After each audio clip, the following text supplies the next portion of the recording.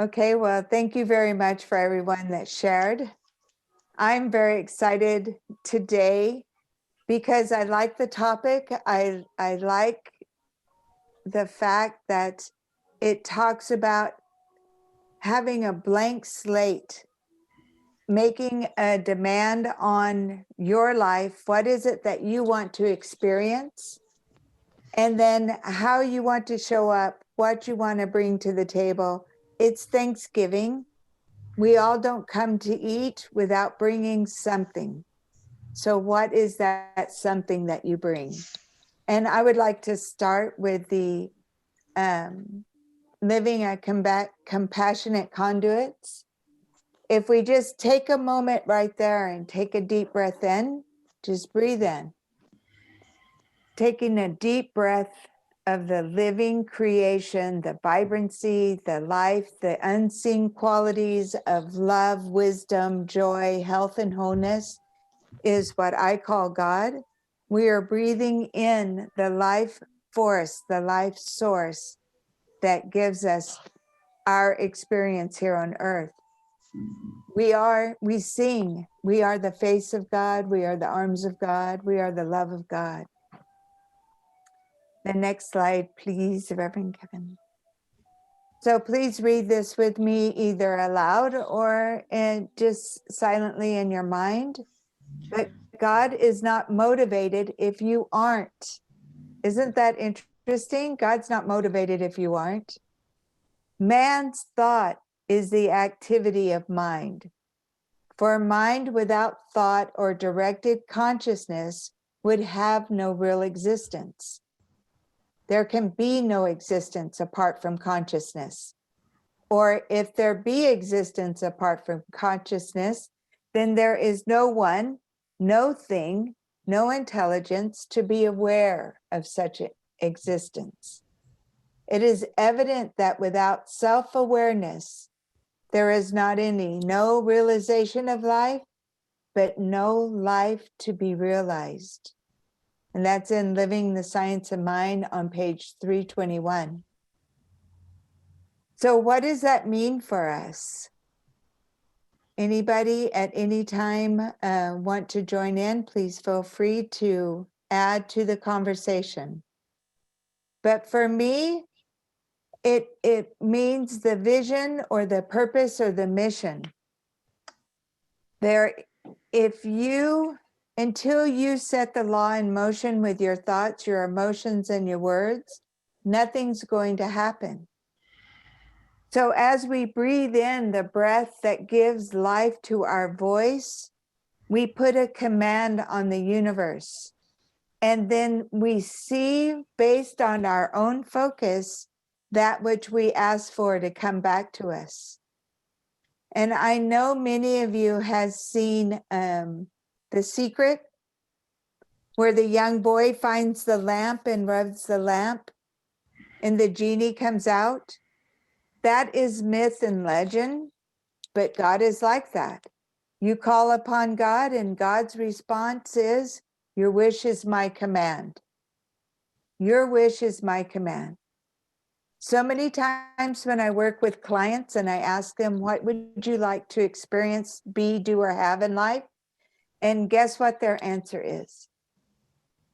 I don't know.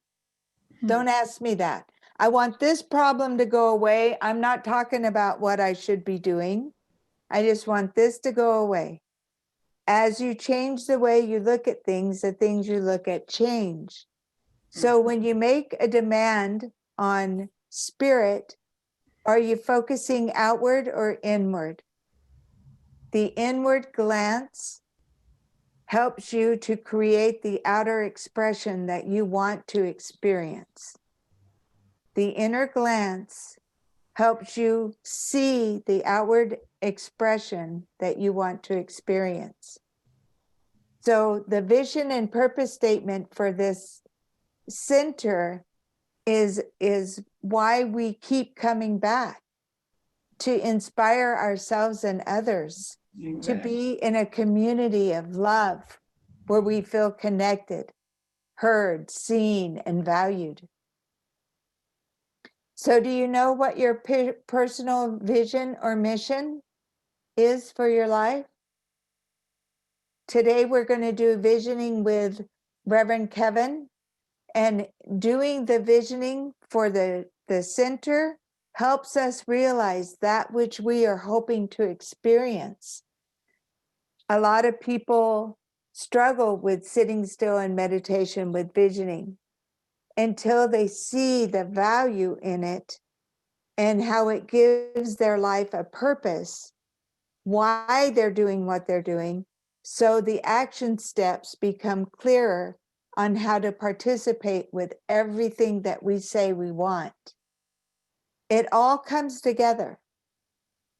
If so many of my friends that I've known over 30 years in the teachings of Science of Mind with Ernest Holmes say that visioning is not their favorite thing to do. And then they take a class and now it's like, okay, well, I'm going to vision for that. I want to see what is inspiring within me that I can bring to the experience of life so that I can bring to the table and add value to the nourishment of my community. Because if you don't go after things that inspire you, you'll be left with those things that don't inspire you. And the next slide I think Kevin has for me, I asked, is the responsibility of setting the law in motion is yours. You should sense that back of the words which you speak is the power of the universe surging to express itself. In the Bible, it says, in the beginning was the Word, and the Word was with God, and the Word was God. What you speak, what you bring into the circle, what you bring into the awareness of life is your personal relationship with you and yourself and your creator. Is this all making sense so far?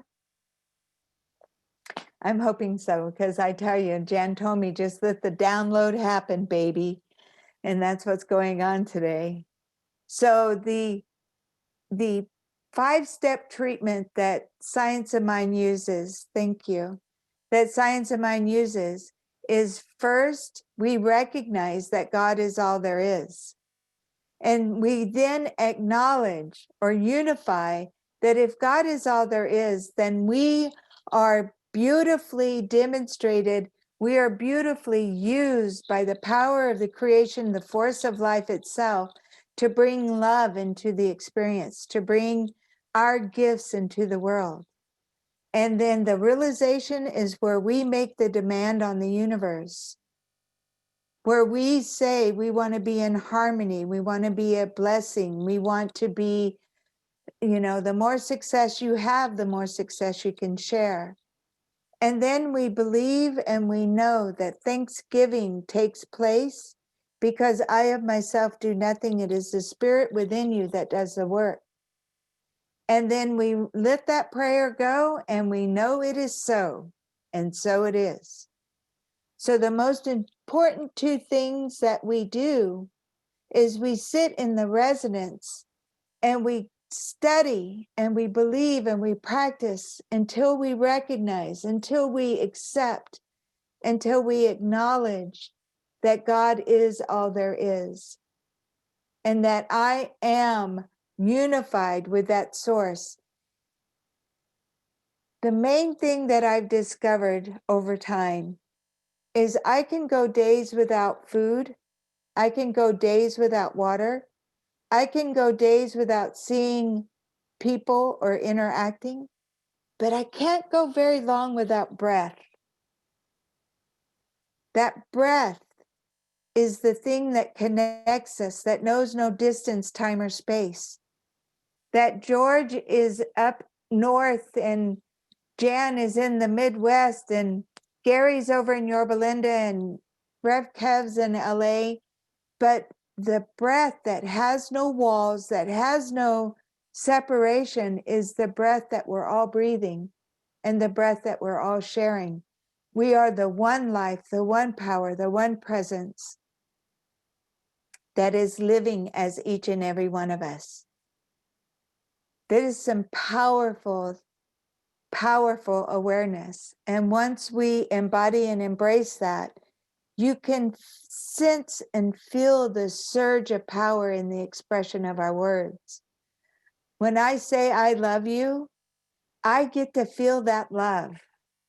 When I say I enjoy your company, I get to feel that enjoyment. When I say it's good to see you, my God, the good that comes with that, I get to benefit it and I get to give it to you. Does that make sense? Yes. My son says I got to give him $1 every time I ask that. He's going to be a very rich man. How many of you remember the Chicken Soup for the Soul books? Chicken Soup for the Soul was one of the things I enjoyed reading. I would laugh, I would cry, I would share. I loved them. One of the stories that I really held on to and I tried to find in the book that I have, but I can't find it. It talked about a soldier that was in a foreign land. He was recently assigned there. He didn't know anybody there. He didn't know the area. And it was during the holidays. So he thought, I want to have a good holiday, regardless if I'm around people I know and love or in the surroundings that I'm used to. I want to experience a good holiday. So he took off by himself in search of a restaurant that was open on a holiday. I remember when I was in Amsterdam, I got up early. I said, oh, I'm going to go for a walk, have breakfast, and come back. Their restaurants don't open until 11 on Saturday and Sunday. So that town that I was in Rotterdam. But he walked around until he found a restaurant that was open. He walked in the restaurant. He really didn't get a warm greeting. He saw that there were 2 couples and a couple of families in the restaurant. Nobody was really talking. Nobody was laughing. And everybody was just solemnly eating their meal.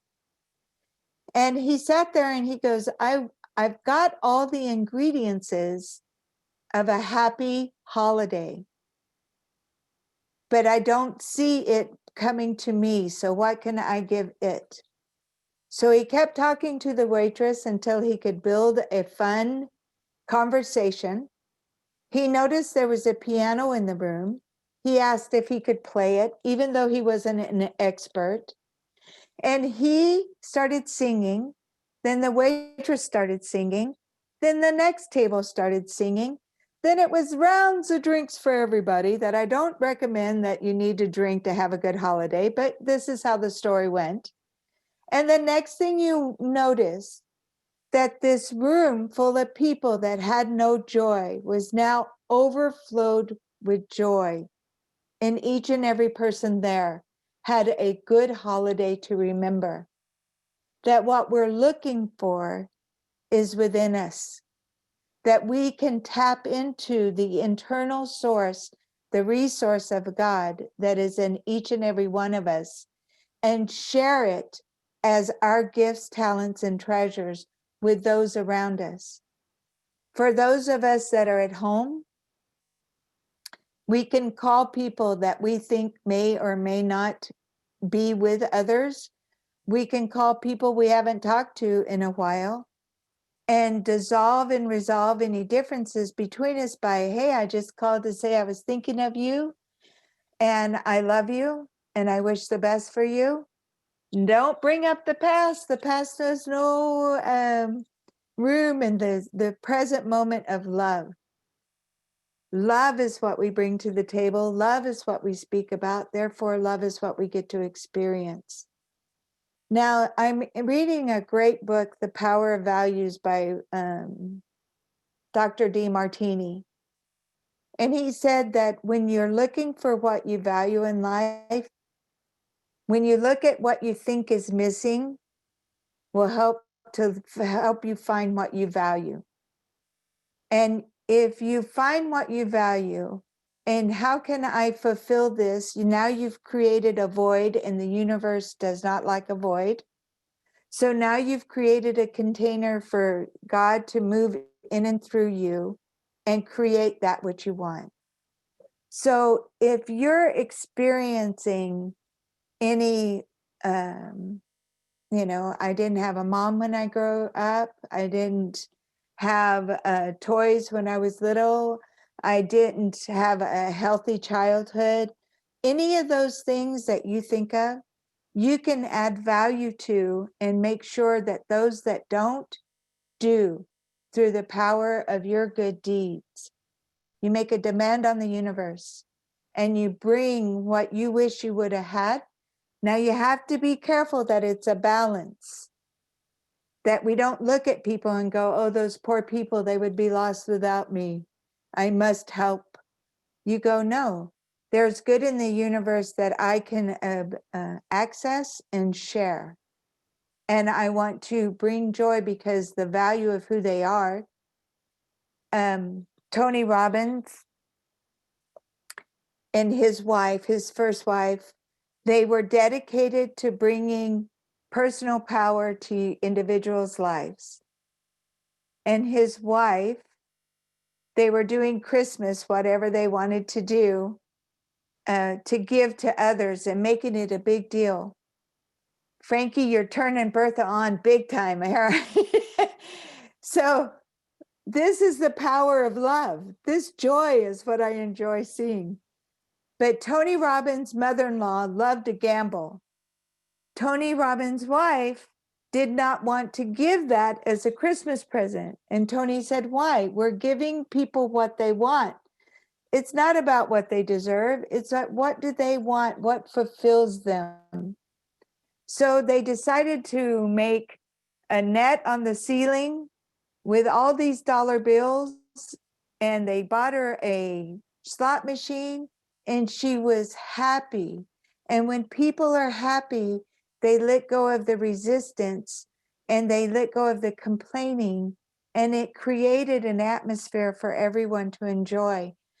But if you don't want to give somebody something because of your resistance to them, you're feeling the resistance. Give them what makes them be happy, what they think they value, and then watch how it pours back on you, because it's a reciprocal universe.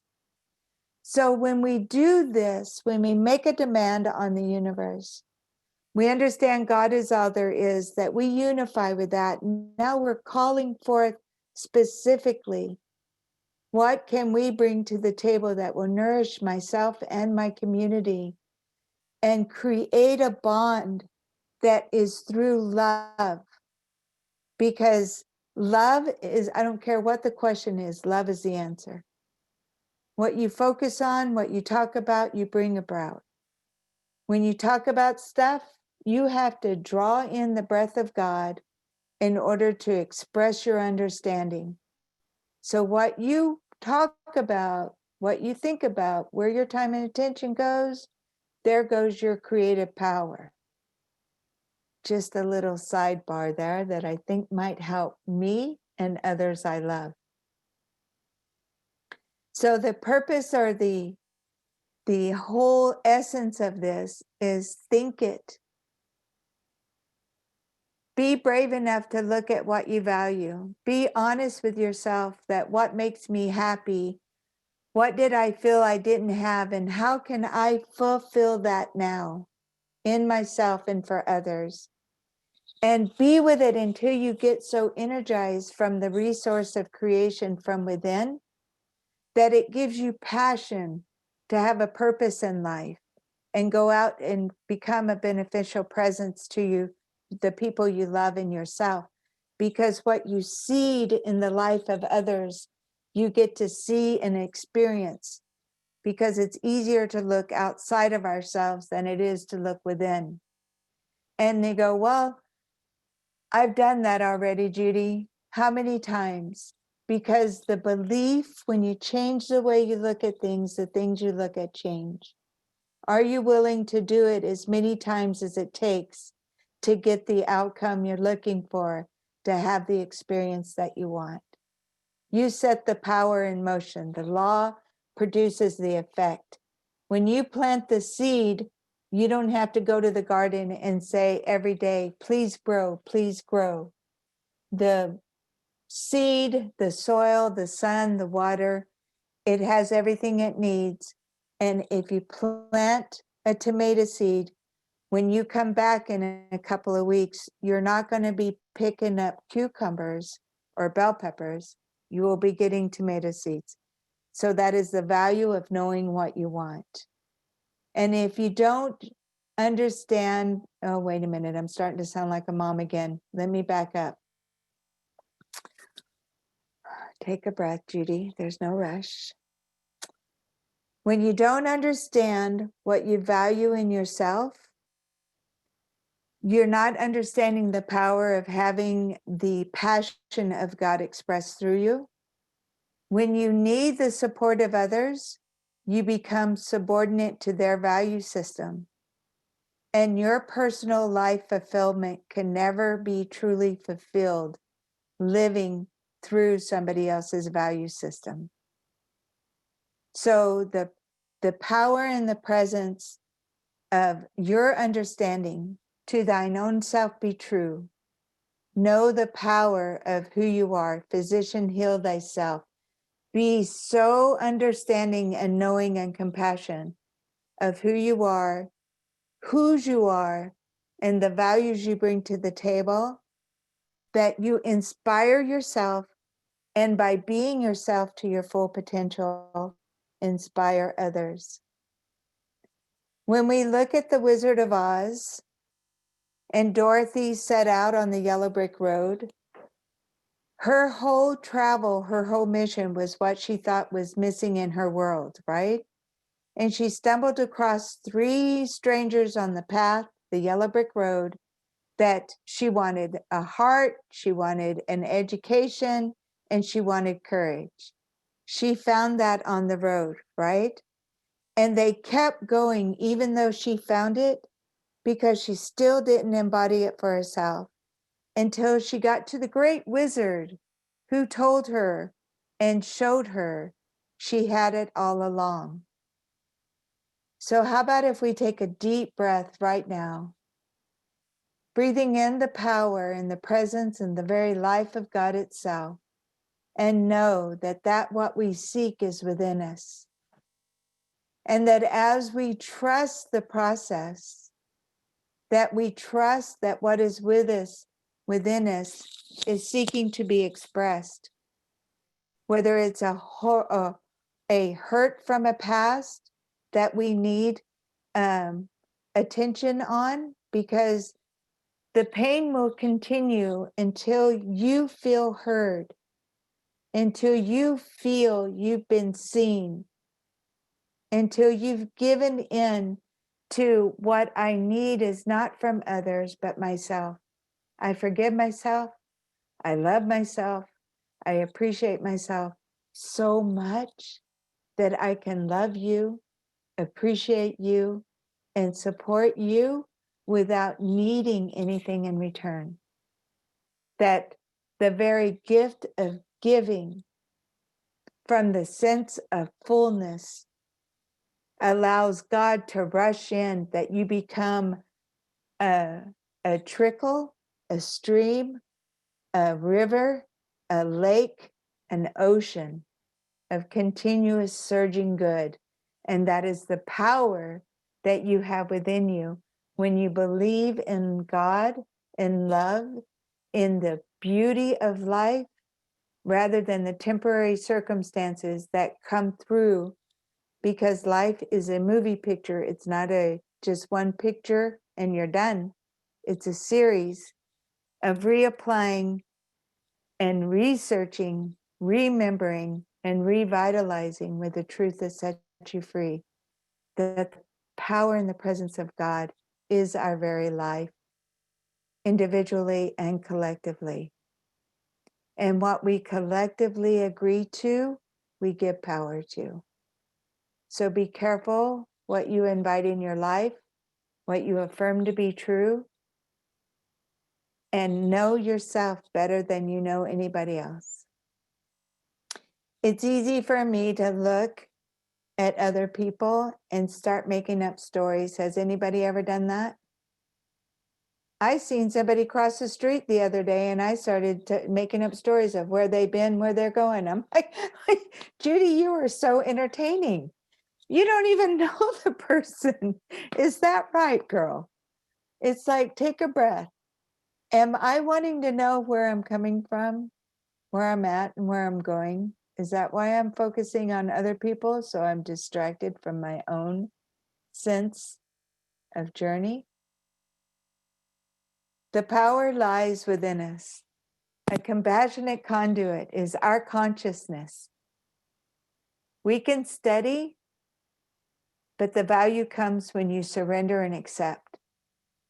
And then the power comes when you practice what you know. There's a call of action on the last slide. Rev Kev, if we could share that one. I would. As I change my thoughts and beliefs, the world around me changes. My mind is the mind of God itself. God expresses through every opportunity.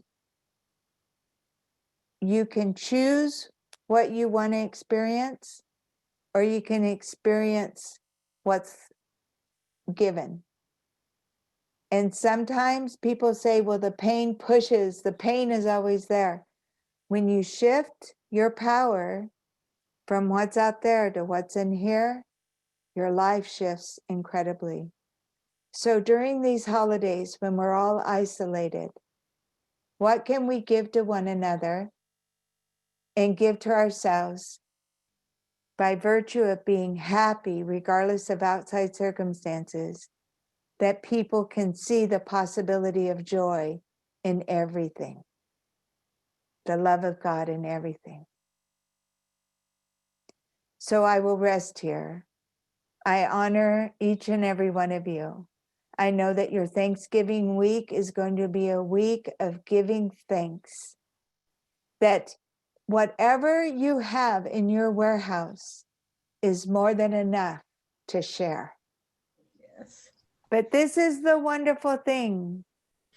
Everybody thinks that they have to give to receive, but we were born by receiving life through the first action our bodies took, which was bringing in the breath of God. And the rest of our life is giving our appreciation for that gift. The last thing we would do is let go of that precious breath and return to the essence and the fuller truth of who we are. I love you. I appreciate you. I thank God for you.